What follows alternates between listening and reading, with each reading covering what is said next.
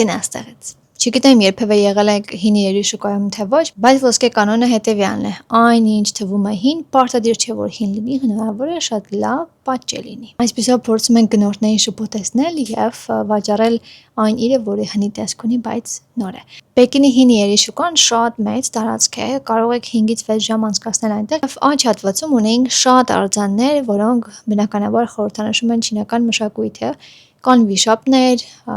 գորտեր, առյուծներ։ Վստահ եմ գիտեք, որ վիշապները չինական մշակույթի կարևորագույն մասն են կազմում, բայց պետք է հիշել, որ հիմնականում այն վիշապները, որոնք թաթի վրա ունեն 5 ճանք, նրանք համարվում են կայսերական վիշապներ։ Սակայն տարբեր դինաստիաների ժամանակ նաև 4 ճանկերով վիշապներ եւս ընդունվել են արքունիքի կողմից, կայսերի կողմից եւ դրանք օգտագործվել են նկարների եւ այլ զարդարանքների մեջ։ Ու կարևոր է նաև իմանալ, որ Չինաստանում վիշապը ոչ թե վատի կամ թշնամու խորհրդանիշ է, այլ ուժի խորհրդանիշ է։ Սովորաբար արևմտյան մշակույթներում տեսնում ենք վիշապի կերպարը, որը թշնամին է եւ իրեն պետք է սպանել, մինչդեռ արևելյան հասարակությունում, այդ թվում Չինաստանում, իրենք ոչ թե վիշապին սպանում են, այլ վիշապի հետ սկսում են համագործակցել եւ այն դառնում է ուժի խորհրդանիշ։ Բացի վիշապներից Չինաստանում նաև շատ կհանդիպեք գորտեր, բայց այդ գորտը ոչ թե 4 ոտք ունի, այլ 3 ոտք ունի։ Այս չինական գորտերը հիմնականում դրվում են բիզնեսների կամ տան մուտքի մոտ եւ բերանին ունի մետաղադրամ եւ գորտը նստած է լինում հիմնականում որևէ ոսկե ձուլակտորի կամ ոսկե մետաղադրամների վրա եւ բնականաբար դա խորհրդանշում է դրամական հաջողությունը եւ հույս է ունենում, որ ավելի շատ հարստություն, դրամական հաջողություններ կունենան։ Սա կապված է մի առասպելական կերպարի հետ, ով կարողացել է այս կախարդական գորտին ընտելացնել եւ ստիպել իրեն, որ հաջողություն բերի։ Հաջորդ կենդանին, որ այստեղ շատ հաճախ եք հանդիպում, դա առյուծն է։ Սովորաբար այս առյուծներին կտեսնեք տաճարների դիմաց, նույնիսկ բանկի դիմաց եւ հնարավոր է նաև լինի որևէ բնակելի շենքի, համայնքի մուտքի մոտ եւ առյուծը աջ թաթի տակ ունի գնդակ, որը խորհրդանշում է իր ուժը, վերահսկողությունը աշխարհի նկատմամբ, իսկ էգ առյուծը ձագ ունի, որը խորհրդանշում է ընտանիքի միությունը, սերնդի շարունակությունը եւ հոգատարությունը։ Ու այստեղ հետաքրքիր տարբերություն կա առյուծների եւ վիշապների մեջ,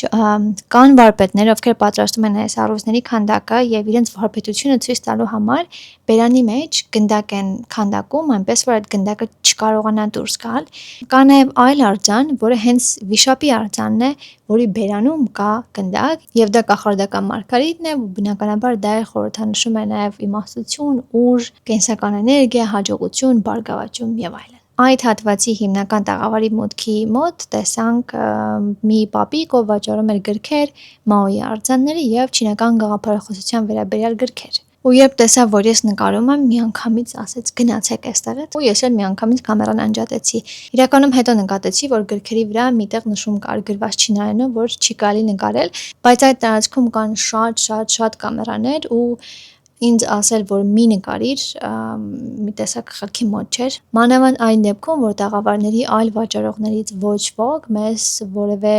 դիտողություն չարեց, չխնդրեց կամերան անջատել, ոչ մի խնդիր չառաջացավ։ Դե երևի յոտայագրացներին չէր սիրում, որը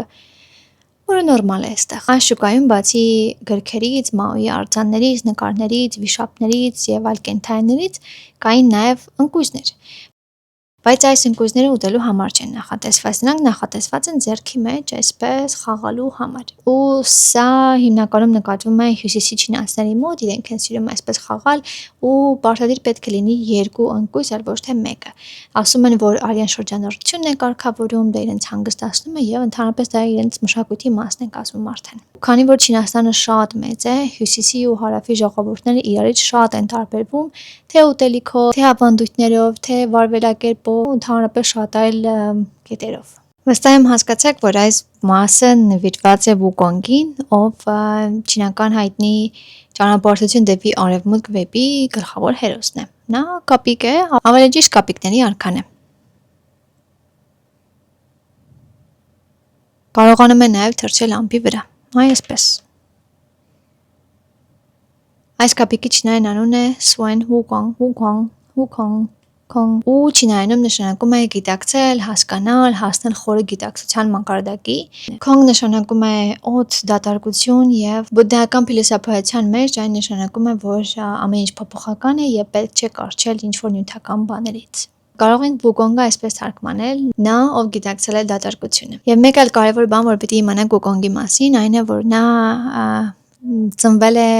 քարի մեջից եւ ինքը անուն չուներ եւ գնում է պատրիարքի մոտ, իրեն անվանում են Փութի ծուշը։ Գնում է իր մոտ անմահության գաղտնիքը սովորելու եւ այդ պատրիարքը իրեն տալիս է այս Վուկոնգ անվանումը։ Հետագայում, երբ այս պատրիարքի շնորհիվ նա ձեռք է բերում շատ հմտություններ ու գիտելիքներ, նա նշանակվում է պահապան երկնային այգու համար, բայց հետո նա եւս գայթակղվում է եւ այնտեղից ուտում է կախարդական դեղձերը, թուրիստամ դեղձերը։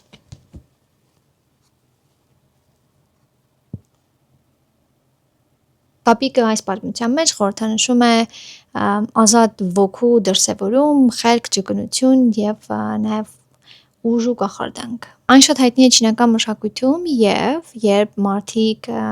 նվիրում են դեղց իրենց ծանոթներին ու ընկերներին, գոլեգաներին, դա խորհրդանշում է երկարակեցություն եւ առողջ հարաբերություններ։ Այս մասին Instagram-ում reel ունեմ։ Չգիտեմ այս մարդը քնած էր թե ուղղակի մեզնից խուսափում էր։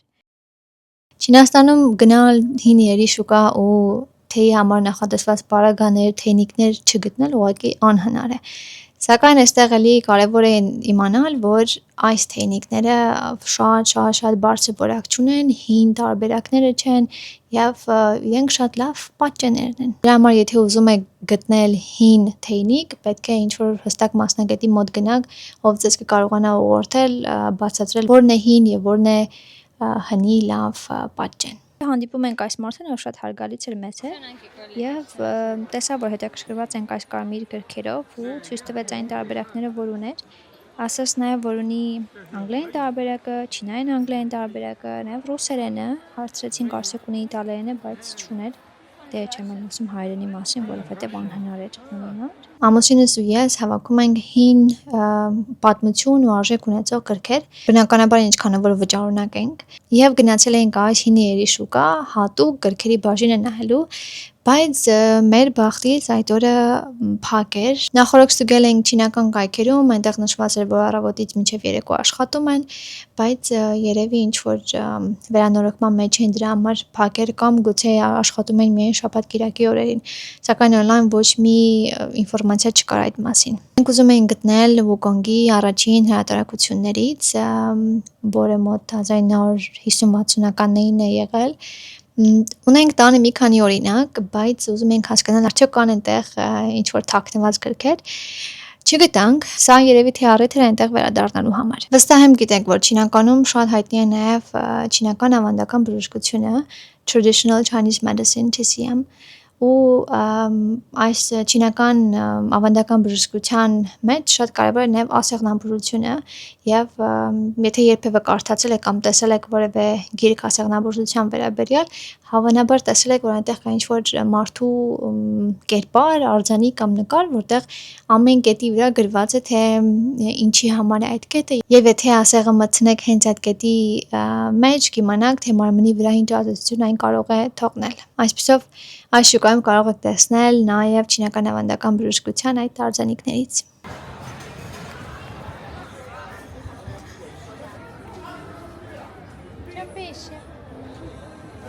Հիմնական տաղավարից դուրս եկանք եւ գնացինք մյուս հատվածը, որը եւս շատ մեծ էր, ու քանի որ հասել էինք այնտեղ առավոտյան, խանութների մի մասը փակ էր եւ հիմնականում երկրորդ հարկի խանութներն էին բաց։ Այստեղ կար մի շենք, որտեղ կային շատ խանութներ ու իրենք դրսի հատվածում չէին, այլ ներսի հատվածում էին։ Մտանք ներս, բարձվեց շատ ավելի հին իրեր կան այստեղ, քան մենք կարող ենք ենթադրել։ Ման տարատեսակ հին իրեր, պատերազմից մնացած, զինվորական ինչ-որ իրեր, բնականաբար գաղափարախոսական իրեր, Մաոյի արձանները, Մաոյի նկարները, կարմիր գրքերը։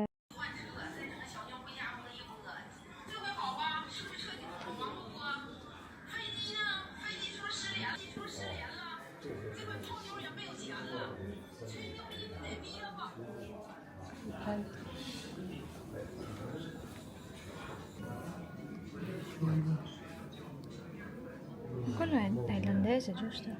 Sí.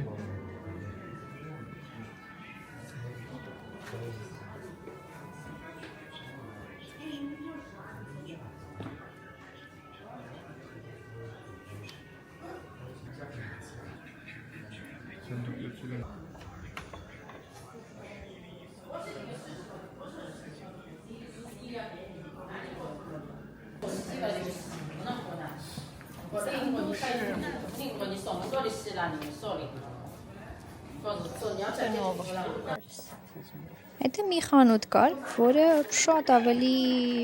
շատ նմուշներ իրեր ուներ, քան մի ցանկացած խանութ, որ մտել էինք այստեղ։ Այստեղ կային հեռախոսներ, որ մենք օգտագործում ենք 2000-ականների սկզբին, 90-ականների վերջին։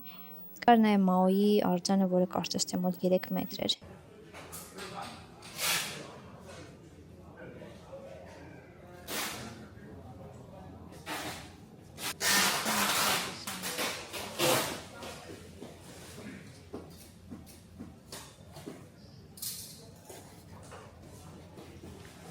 Այստեղ կար նաև մի հսկայական նկար, որտեղ հավանաբար պատկերված էին գոլեգաներ եւ կարծես թե այնտեղ կային մոտ 1000 մարդ, եթե ոչ ավել։ Հետո անցանք նկարների հատված։ Բնականաբար այստեղ հիմնականում չինական մշակույթի թեմաներով աշխատանքներ էին՝ բնություն, պատմական տեսարաններ, ավանդական կերպարներ։ Բայց հետաքրքիր էր տեսնել նաև լրիվ այլ թեմաներ, օրինակ Նապոլեոնի եւ հրեշտակների նկարները։ Այստեղ նկարիչներից մեկը իր խանութում ցույց տվեց այն նկարները, որ ունի, բայց կարծում եմ, որ դրանց ոչ բոլորն են օրիգինալ։ Ներկը իրական էր, ուղղակի ամեն ինչ նույնն էր, մի նկարից մի քանի կոպի կար, մի քանի պատճեն կար։ Եվ սա կարևոր բան է հիշել նման շուկաներում։ Գեղեցիկ տեսքը դեռ չի նշանակում, որ ինքն իսկապես հին կամ օրիգինալ է։ Կար նաև այս ծղրիդը։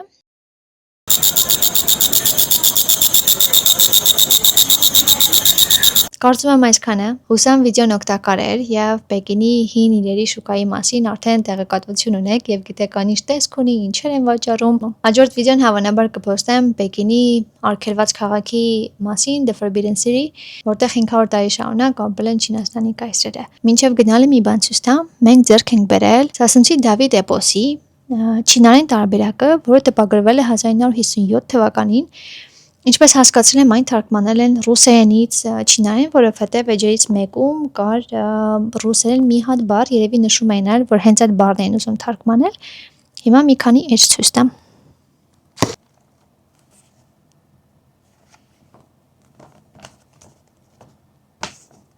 Իրականում գիրքը շատ լավ պահպանված է, հաշվի առնելով այն, որ տպագրվել է 1957 թվականին, թղթի որակը շատ լավը չի եղել եւ Չինաստանում այդ տարիներին ինչ որ լարված իրավիճակներ են եղել,